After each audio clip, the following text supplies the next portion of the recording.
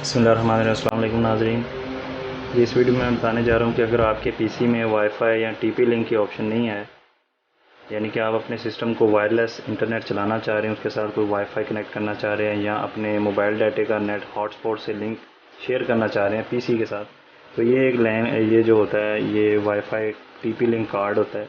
इसको आप अपने पीसी के साथ अटैच कर लेंगे, इसका एंटीना है, तो इससे आपके पीसी में जो सा ये सहूलत आ जाएगी कि आप इसको जो सा इसके साथ नेट जो सा है वायरलेस नेट इसके साथ अटैच कर सकें। तो आपने करना क्या है कि अपने पीसी को खोल लेना है इस तरह से, ये जो वाइट वाली स्लॉट है इसमें इसको आपने फिक्स कर लेना है।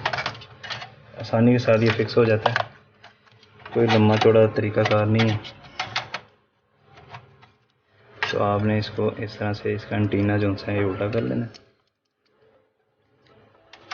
इस कंटेनर को निकाल के और जस्ट इस कार्ड को जो सा है इसके अंदर आपने फिक्स कर लेना है। ये देखिए ये बैठ गया कार्ड।